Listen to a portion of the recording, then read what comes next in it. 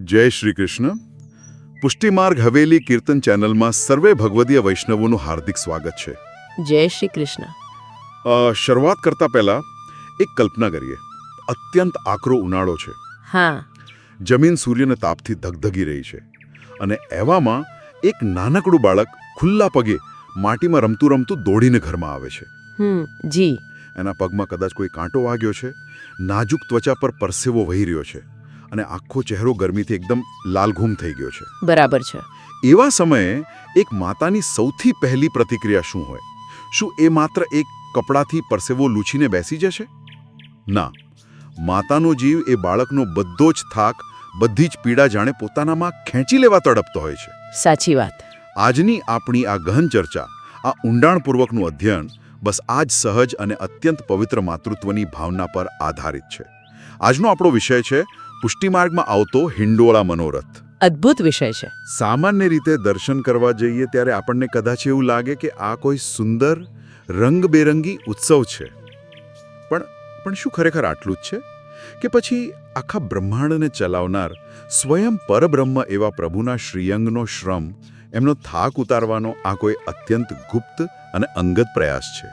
આ ચિત્રણ જે ઊભું કર્યું તે ખરેખર હૃદયના ઊંડાણને સ્પર્શી જાય તેવું છે. પુષ્ટિ માર્ગમાં ભક્તિની વ્યાખ્યા જ આ છે. આ કોઈ કેલેન્ડરમાં છપાયેલો તહેવાર નથી કે નથી કોઈ જડ વિધિ વિધાન. જી. આ તો જીવ અને ઈશ્વર વચ્ચેના અત્યંત મધુર લાડનું પ્રતીક છે. ઓહ, એટલે એકદમ અંગત લાડ. જી.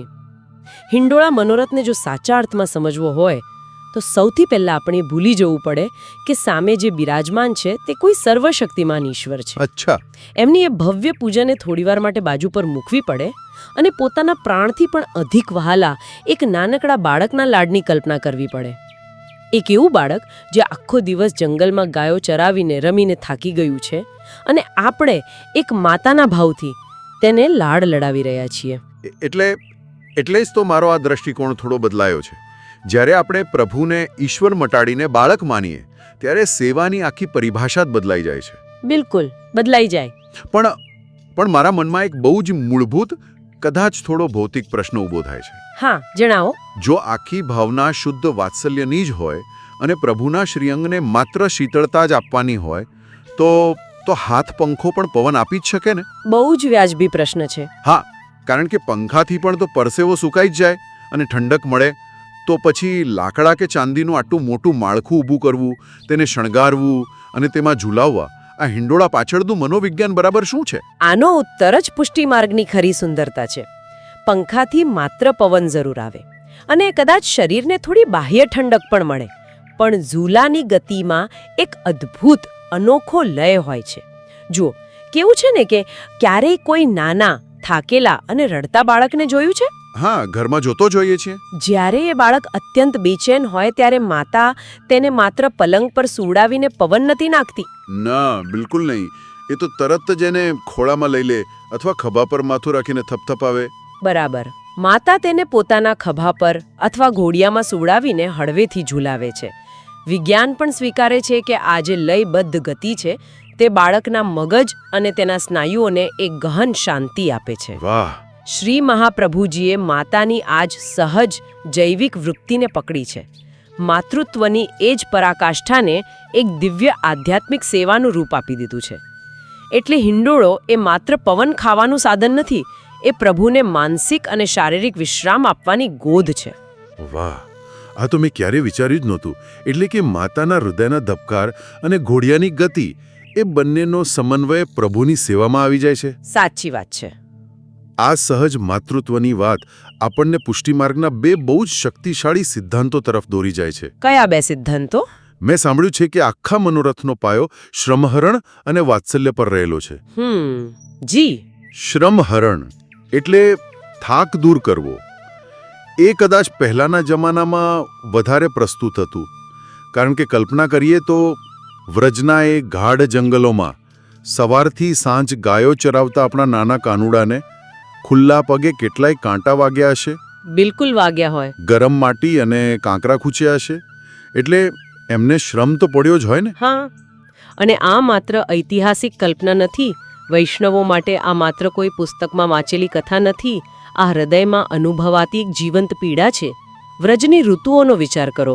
ગ્રીષ્મ ઋતુનો એક કાળઝાળ તાપ, જમીન જાણે અગ્નિ ઓકતી હોય. બાબરે, એ તાપ તો અસહ્ય હોય. અને ત્યાર પછી જ્યારે વર્ષા ઋતુનું આગમન થાય ત્યારે વરસાદ પડ્યા પછી જમીનમાંથી જે અસહ્ય બફારો નીકળે, જે ઉકળાટ થાય, તેનાથી પ્રભુના અત્યંત સુકોમળ શ્રીઅંગને જે ઉષ્ણતા પહોંચી છે તેને શાંત કરવા માટે જ આ વિશેષ સેવા થાય છે. શ્રમહરણ એટલે માત્ર શારીરિક થાક નહીં, પણ આખા દિવસના ઘોંઘાટ અને ગરમી પછીની એ સંપૂર્ણ શાંતિ. આના પરથી મને મારા ઘરનો જ એક પ્રસંગ યાદ આવે છે. આ શ્રમહરણને સમજવા માટેનું કદાચ આનાથી સચોટ ઉદાહરણ ન હોઈ શકે. જણાવો. જ્યારે ઘરમાં નાના બાળકને દોડતા દોડતા પડી જાય અને ઘૂંટણ પર છોલાઈ જાય ત્યારે આપણે શું કરીએ છીએ? આપણે તરત જ એ ઘા પર ફૂંક મારીએ છીએ. હા, એ તો સહજ છે. પણ જો આપણે ગભરાટમાં કે ઉત્સાહમાં આવીને જોરથી ફૂંક મારીએ તો એ ઘા પર હવાનું દબાણ આવે અને બાળકને દુખાવો વધે છે. સાચી વાત છે. એના બદલે આપણે એકદમ ધીમી અને પ્રેમાળ ફૂંક મારીએ છીએ. એનાથી જે રાહત મળે છે, બસ એ જ હળવાશ હિંડોળાની ગતિમાં હોવી જોઈએ ને. આ ઉદાહરણ અત્યંત સચોટ અને ભાવવાહી છે. એ જે ધીમી, પ્રેમાળ અને સંયમિત ફૂંક છે તે જ વાત્સલ્ય છે. અને એ ફૂંકથી જે રાહત મળે તે શ્રમહરણ છે. વાહ! જ્યારે વ્રજના જંગલોમાં ગોપીઓને પહેલીવાર આ વિચાર આવ્યો હશે ત્યારે તેમની પાસે કોઈ સાધનો નહોતા. આકાશમાં વાદળો ઘેરાય ત્યારે એ ગોપીઓએ પોતાના કોમળ હાથોથી કદમના વૃક્ષની મજબૂત ડાળીઓ પર આજુબાજુથી ફૂલ અને વેલાઓ ભેગા કરીને એક નાનકડો સાદો હિંડોળો બનાવ્યો હશે. કેટલું સુંદર દ્રશ્ય છે આ! જેથી યમુનાજી પરથી આવતો હળવો, શીતળ પવન અને પ્રકૃતિની ગાઢ છાયા પ્રભુને અનંત વિશ્રામ આપી શકે. આમાં કોઈ ભૌતિક સંપત્તિ નહોતી, માત્ર શુદ્ધ, નિખાલસ પ્રેમ હતો. અદ્ભુત! એકદમ સાદો, નિખાલસ અને ગામઠી પ્રેમ. પણ મારી એક મૂંઝવણ છે અહીંયા. જી, પૂછો.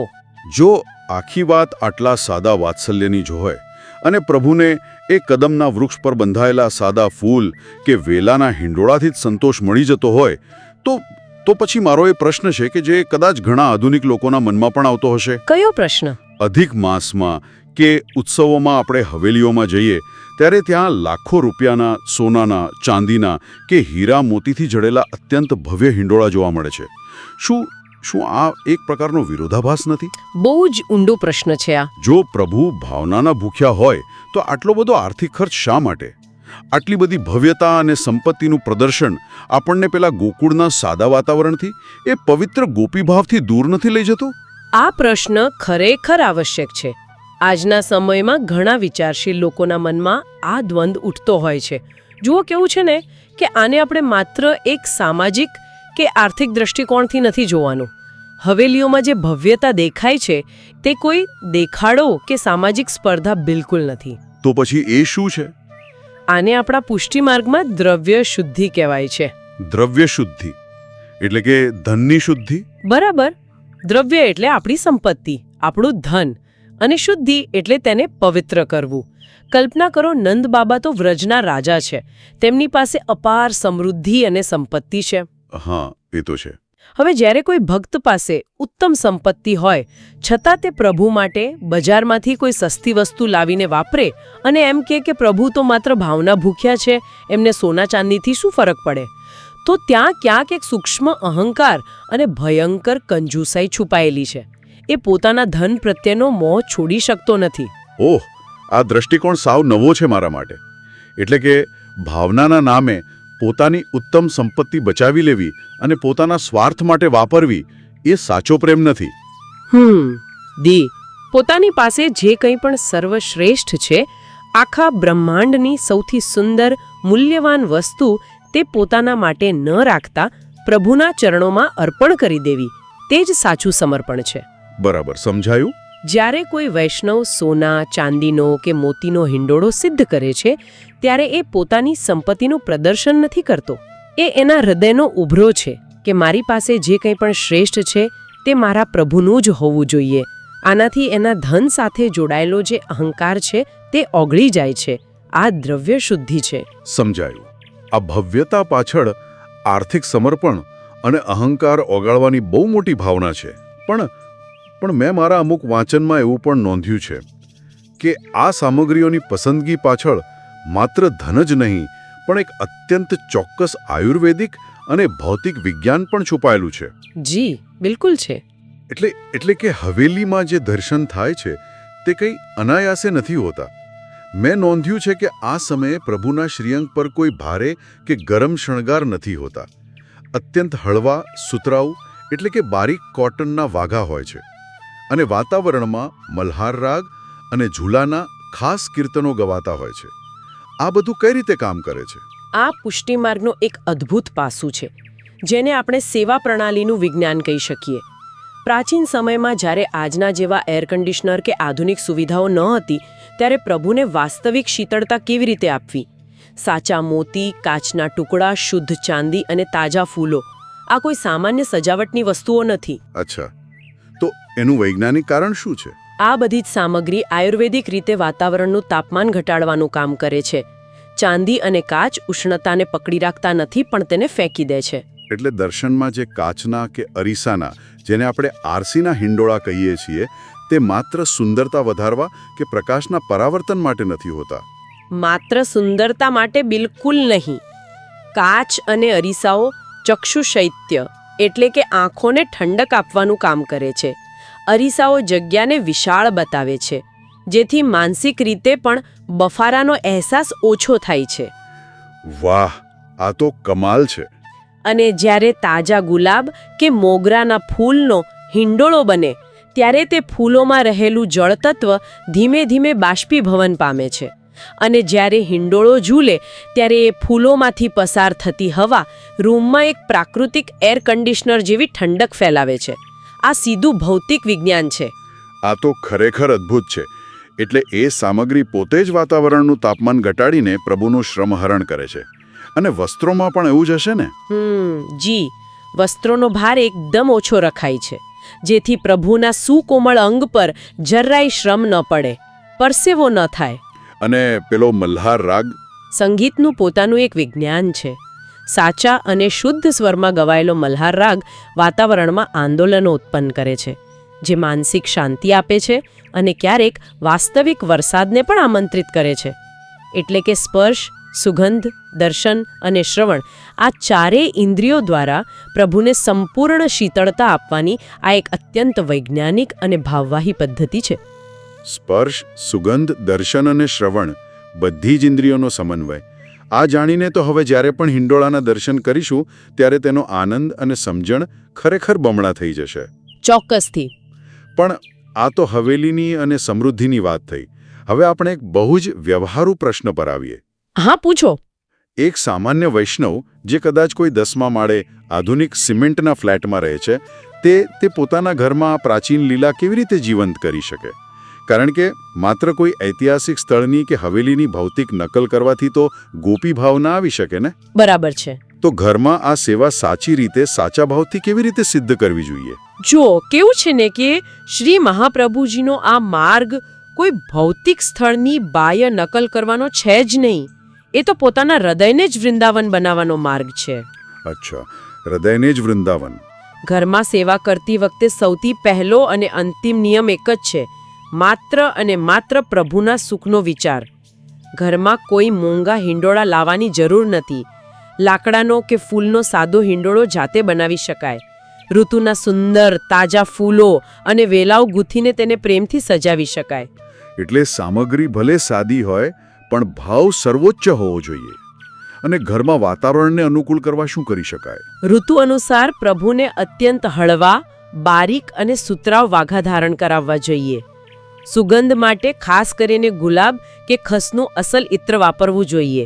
ખસ આયુર્વેદિક રીતે અત્યંત ઠંડક આપે છે. બરાબર છે. તેને રૂની એકદમ પૂચી પૂમડીથી અત્યંત ભાવપૂર્વક ધીમેથી શ્રીઅંગ પર ધરાવવું જોઈએ. ભોગમાં પણ શીતળતા હોવી જોઈએ, જેમ કે તાજી કેરી, જાંબુ, દ્રાક્ષ અને ઠંડુ ગુલાબજળ ધરાવવું જોઈએ. આ બધી જ વસ્તુઓ ઋતુના તાપને શાંત કરે છે. આ બધું તો થઈ જાય, પણ જ્યારે હિંડોળો ઝૂલાવવાનો સમય આવે ત્યારે જે કીર્તન ગાવાના હોય છે તે ઘણાને કદાચ ન આવડતા હોય, સંગીતનું જ્ઞાન ન હોય, તો એવા વૈષ્ણવોએ શું કરવું? આ બહુ જ સારો પ્રશ્ન છે. જો કીર્તન ગાતા ન આવડે, રાગ રાગીણીની સમજ ન હોય, તો જરાય ચિંતા કે સંકોચ ન કરવો. તો શું કરવું જોઈએ? અત્યંત ભાવપૂર્વક આંખો બંધ કરીને હૃદયથી પુષ્ટિમાર્ગના અષ્ટાક્ષર મહામંત્ર શ્રી કૃષ્ણ શરણમ મમ નો સતત જાપ કરતા કરતા પ્રભુને ઝુલાવી શકાય. શબ્દો કે રાગ કદાચ ખોટા હોઈ શકે, પણ પ્રભુ તમારા સંગીતને નથી સાંભળતા. એ તો તમારા હૃદયના ધબકાર અને તમારા સમર્પણને સાંભળે છે. આહા, આ સાંભળીને જ મનને કેટલી અદ્ભુત શાંતિ મળે છે કે પ્રભુ માત્ર ભાવના ભૂખ્યા છે. બિલકુલ. પણ ઘરની કે હવેલીની આ સુંદર સેવામાં આજકાલ એક બહુ મોટો અને ગંભીર ભય ઊભો થયો છે. કયો ભય? મને વ્યક્તિગત રીતે એવું લાગે છે કે આ ભય, આ આધુનિક રોગ કદાચ આખી ભાવનાનો જ નાશ કરી શકે છે. આજકાલ ઉત્સવના અતિરેકમાં આપણે સજાવટમાં એટલા બધા ખોવાઈ જઈએ છીએ કે પ્રભુને જ ભૂલી જઈએ છીએ. જી, આ પુષ્ટિમાર્ગીય મર્યાદાનો સૌથી કડવો પણ સાચો ભાગ છે. ખાસ કરીને સોશિયલ મીડિયા પર હિંડોળો શણગારીને તરત જ ફોટા પાડવા, એંગલ સેટ કરવા, કયું ફિલ્ટર સારું લાગશે તેની લહાયમાં આપણું ધ્યાન ક્યાંક બીજે જ હોય છે. હવેલીઓમાં પણ દર્શન સમયે લોકો ભીડમાં માત્ર મોબાઈલ ઊંચા રાખીને ઊભા હોય છે. આ બધું કઈ દિશામાં જઈ રહ્યું છે? જુઓ, કેવું છે ને કે પુષ્ટિમાર્ગમાં મર્યાદા વગરનો પ્રેમ અને સમજણ વગરનો ઉત્સાહ ક્યારેક પ્રભુને જ કષ્ટ આપી શકે છે. આપણે સૌથી પહેલા એ સમજવાનું છે કે હિંડોળો શા માટે છે? શ્રમ હરણ માટે. સાચી વાત છે. જ્યારે આપણે હિંડોળો ઝુલાવીએ ત્યારે તે એકદમ ધીમેથી લયબદ્ધ રીતે ઝુલાવવો જોઈએ. ઘણા લોકો ઉત્સાહમાં આવીને ખૂબ જોરથી ઝુલાવે છે. તેનાથી પ્રભુના શ્રીઅંગને આંચકો લાગે છે, કષ્ટ પડે છે. શણગાર પણ એવો ન હોવો જોઈએ જે પ્રભુને અસુવિધા આપે. અને આ સોશિયલ મીડિયાની જે વાત કરી, હા, એ ફોટા પાડવાનો મોહ અને લાઇક્સ ગણવાની આદત. જ્યારે આપણું સંપૂર્ણ ધ્યાન કેમેરાના લેન્સ પર હોય છે કે ફોટો કેવો આવશે, ત્યારે સ્વાભાવિક રીતે જ પ્રભુ પરથી આપણું ધ્યાન હટી જાય છે. આપણે ભૂલી જઈએ છીએ કે આપણે એક થાકેલા બાળકની સેવા કરી રહ્યા છીએ. બરાબર છે.